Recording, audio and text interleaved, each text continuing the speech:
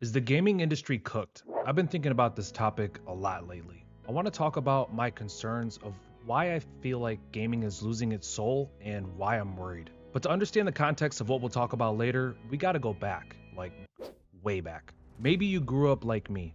From as far back as I can remember in the 90s, I had a Sega Genesis and played games like Sonic, Lion King, which I remember being hard as hell, Echo the Dolphin, Vector Man, Earthworm Jim, etc. The cases were quality, and I put a lot of time into this damn thing. Many late nights sneaking over to my TV way past my bedtime. My Sega was always on too because I couldn't save any files on it. This was truly a remarkable console. The main attraction obviously being Sonic. However, I was always eager heading to my best friend's house, who you may know as Blasphemy in our videos. While I loved my Sega, he had the clear winner, the Super Nintendo. Blasphemy and I went to Funko Land and found a new game on display. We had no idea our lives were about to change forever. It was called The Legend of Zelda: A Link to the Past. I couldn't put into words how we both felt once we started playing, but the word magical is all I can really come up with. You know, I didn't learn patience from school. I learned patience by watching my friend hold the controller as I waited my turn, which was probably like 10 minutes, but it felt like 10 hours. This adventure is one I still hold dear to this day. I was once again met with this huge open world filled with vibrant colors. The moment we got a sword from an old man in a cave, we were both invested. The main character Link has to wisely use not only weapons, but tools at his disposal to travel through different terrains and face against many enemies to save the Princess Zelda.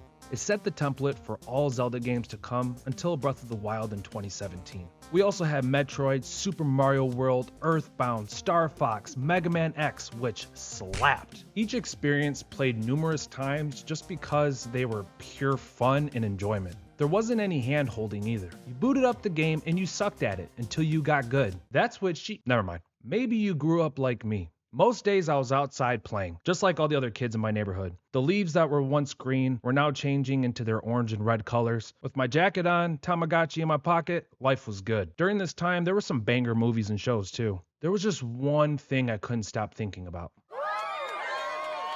Well, yeah, but no, Pokemon. Not only was the show an instant hit, a couple of kids began to flaunt their newest video game on the Game Boy. I already had Donkey Kong and some other ones, but nothing compared to the red and blue cartridges with Charizard and Blastoise on them. Not only did I not get one right away, my friend Blasphemy ended up with the blue edition, and I was really jealous. Seeing the game for myself while watching the show was unlike anything I experienced before. It was the first time I was fully immersed into a virtual world. What it was like to be Ash Ketchum. It wasn't until the next year I caught Pokemon Yellow, I was able to finally one-up Blasphemy, and I walked around with my buddy Pikachu at my side. Man, it was amazing. As a kid, I had to go inside once the streetlights came on. Made sense. But what if I filled my bag with snacks and just straight up left to conquer the world on my own? I was 9. I was practically a man now. Pokemon taught me that. Not running away proved to be the right choice. I got a Game Link cable. This allowed me and Blasphemy to connect our Game Boys and trade Pokemon at a Pokemon Center. Mind blown. Maybe you grew up like me. Out comes the Nintendo 64. These blocky 3D graphics were next level, but it was more than that. Mario went 3D and so did another, The Legend of Zelda: Ocarina of Time. This game was and is still unlike any other game in my opinion. We knew it was on the moment we put the game in and slid the power button forward. The title screen was all it took.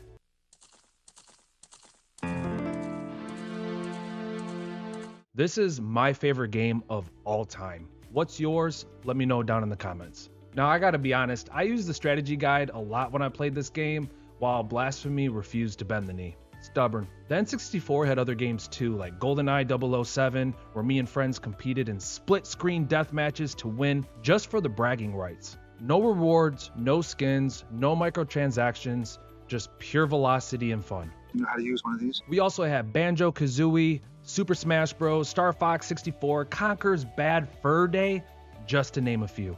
Stupid logo. While the N64 had bangers, it wasn't alone. Sony released the PlayStation 1, and once again I'm slapped in the face with gaming adrenaline. This is a turn-based RPG powerhouse that will go down in time as one of the best consoles. We had Final Fantasy 7, 8, and 9. Legend on of platformers, Dragoon, we had Crash Lunar Bandicoot, 2, we had Spyro, Fighters, we had Rayman Bushido Blade. 20 minutes later. Dare class taught me about addiction in school, but they couldn't imagine the amount of dopamine hit that I got when I copped a new video game, stayed up all night for many nights, and was living off of Little Caesars $5 pizzas. Nintendo continued to develop games both on console and handheld, whereas PlayStation began to compete with this new console called the Xbox. Xbox came out with a game called Halo, and that game was an instant hit. But for PlayStation and Xbox, we continued to get games like Call of Duty, Battlefield, and still those Nintendo games that were filled with magic for years to come. Maybe you grew up like me. We began to get picky about the games that we purchased and then would end up going to Blockbuster to trade them in. We'd walk the aisles for hours, staring hard at the back of each game case just to guess if it was any good. Sure, we read up on GamePro, Game Informer, Nintendo Power, just to get the latest inside scoop on games that were out. If we weren't running home right after school to catch Dragon Ball Z, we sure as hell were watching Adam Sessler and Morgan Webb on a show called X-Play. But when I look back, video games were my outlet and my identity, and a lot like it is today. It's how I achieved things that I couldn't do in the real world, and how I related with and even made new friends. Out came the internet, which allowed us to play at home against anyone in the world, man. It was freaking awesome. And you gotta think, like at that time, it was something new. Except for this noise. Lord help me. Maybe you grew up like me, but you also feel like I do today. We grew up, the graphics got better, but somewhere along the way, the soul started to leak out. Today we have Nintendo's latest handheld console, the Switch 2. And honestly, I'm disappointed so far. I want to dive into this just a little bit. Physical media continues to die, and my last hope honestly was Nintendo. This thing is like a Switch 1 on steroids, but with all the side effects. Game key cards, Switch 1 games upgraded for Switch 2 at full price, and a physical button paywalled by a subscription service. Mario Kart World wasn't horrible, but they said it would be worth the price. And I don't think so. At launch, we had hardly any characters to play as, especially missing Link. Like, that's crazy. Along with the world to drive around that just seemed empty with nothing to do. Lots of boring nothingness with like a hint of mediocre every once in a while. But thank God we got Metroid Prime 4, right?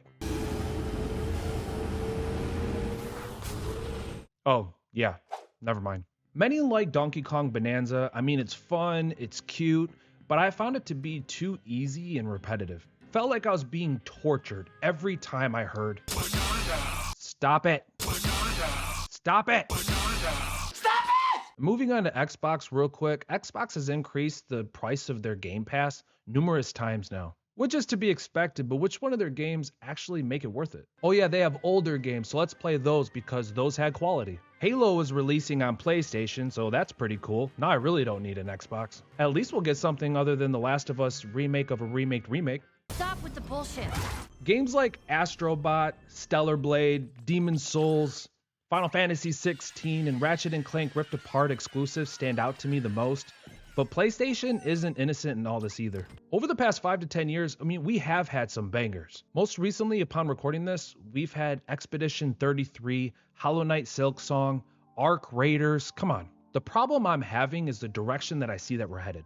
I feel like we're boarding the Titanic, staring at the iceberg in the distance. We know it's there in front of us, but no one is doing anything about it. The captain is saying everything is fine. However, we're still slowly inching towards it. The captain hands us games like Forspoken, Dragon Age the Veilguard, Skull and Bones, Concord, Mind's Eye, Assassin's Creed Shadows, Call of Duty Black Ops 7, just to name a few. He thinks that'll give us momentum and put it in the burner, and then he says, full steam ahead. Look, it's a simple fact that games in recent years feel unpolished, unfinished, or they just have crap stories. Oh, another thing, devs potentially removing core parts of a finished game just to sell DLC back to us. Pokemon ZA. I found myself repeatedly falling into the trap of buying games at full price when they didn't deserve my time or my money, which is a fault of my own. I'd play them for like a week and then move on to the next thing that had the internet buzzing. GameStop made a lot of money off of me on those trade-ins. I have 5 nights of Diddy's. Can't do this one. Yeah, sure. I'm a content creator, so like I wanted to hop on trends or whatever would gain views, but this was super stupid and I had to learn the hard way. I think that's why I can't put down Arc Raiders and why it's become so popular. It's a quality experience, microtransactions that are purely cosmetic, updates received that make sense, and simply a game that focuses on fun over messaging. Don't forget also being able to talk shit over proximity chat. Shredder gonna get you little blueberry piece of shit. If you're anything like me, you love gaming. We want games with quality, and while some games are worth the price, most games on recent releases just aren't. You know, we're shaped by our experiences, and I'm really grateful for the years growing up that I had video games. So moving on to the topic at hand, is the video game industry dying? Time will tell, but I want to feel the magic again. I hope the industry eventually learns from the past and stops trying to recreate it. We're at a point where remakes are flooding in and a bunch of changes keep getting made to those games to cater to the modern audience. New stories have no bones, but they're still being sold at premium prices. You know, indie devs are stealing the spotlight and AAA studios are chasing the money, but leaving behind the one thing that makes games truly great: passion. What are your thoughts on all of this? I would really like to know, so don't forget to leave a comment down below. And if you enjoyed this video, don't forget to hit that like button because it helps out the channel a ton. Subscribe if you're new here, and hit that notification bell so you don't miss future videos. On that note, make sure you click on the screen. That'll take you to more videos here at Bsparks Gaming. I'll see you in the next one. Peace.